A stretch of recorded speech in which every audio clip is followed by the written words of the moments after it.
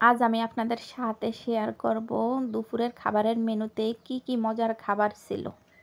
আজ সব খাবারগুলোই ছিল খুব মজার এবং হচ্ছে দেশি খাবার।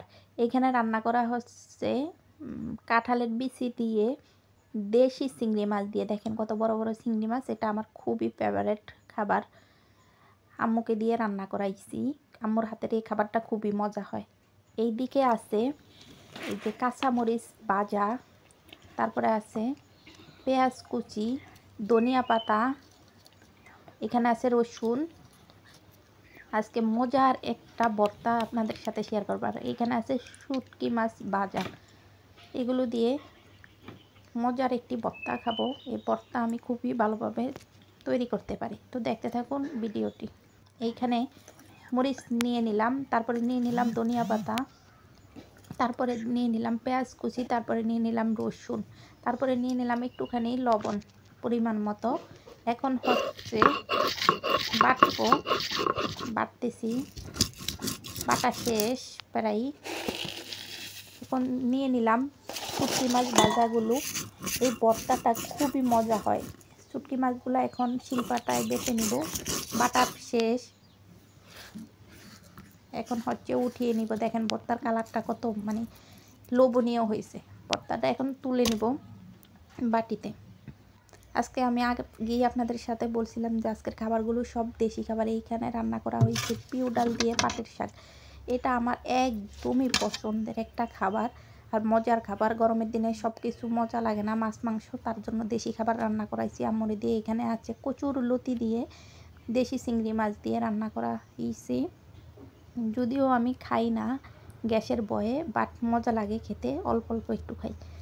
আর এইখানে আছে খুবই লোভনীয় একটা খাবার, চিংড়ি মাছ ভুনা। দেখেন চিংড়ি মাছগুলো অনেক বড় বড়। এই যে এটা শুধু পেঁয়াজ দিয়ে দো পেঁয়াজা করছি নিজে খাওয়ার জন্য, সবাই খাবে, তবে আমি একটু বেশি খাবো। আর এইখানে দেখেন লেবুর একটা পাহাড় দেখা যাচ্ছে। এগুলো সবগুলোই আমাদের গাছের লেবু। মাশাল্লাহ বলবেন সবাই। দেখে কালারটা কত সুন্দর, মাশাল্লাহ। আমাদের লেবুর বাগান আছে। তো এখন হচ্ছে ভাত খাওয়ার পালা। এইখানে ভাত নিয়ে নিলাম প্লেটে, সেইখানে নিয়ে নিলাম একটুখানি শাক, নিয়ে নিলাম চিংড়ি মাছ ভুনা, সাথে একটু লেবু নিয়ে নিলাম। এই মজার খাবারের সাথে কি লেবু না খাইলে হয় বলেন? আপনারা কার কার কে কে ভাত খাওয়ার সময় এই লেবু নিয়ে নেন, অবশ্যই কমেন্টসে জানিয়ে দিবেন। আর সাথে আছে আরও লোভনীয় খাবার। এখানে আছে খাঁটি গরুর দুধ। ঠান্ডা দুধ আমি একদমই খাইতে পারি না, তার জন্য গরম করে নিলাম। এখানে আছে আম, গরম করতেছি দুধ। ঠান্ডা দুধ খাওয়া ঠিক না, আপনারাও কেউ ঠান্ডা দুধ খাবেন না অবশ্যই, আশা করি। ভাত নিয়ে নিলাম, ভাতের ভিতরে এখন দুধ নিয়ে নিব পরিমাণ মতো।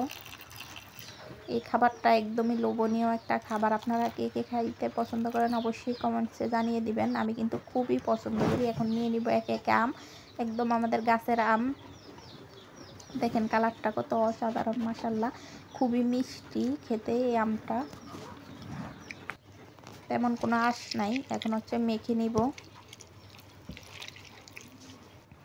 এভাবে মেখে খেতে খুবই ভালো লাগে আমার কাছে, খুবই মজা এবং দুর্দান্ত স্বাদ হয় এই খাবারটার। আপনারা চাইলে ট্রাই করতে পারেন। ধন্যবাদ, ভালো থাকবেন সবাই, আল্লাহ হাফেজ।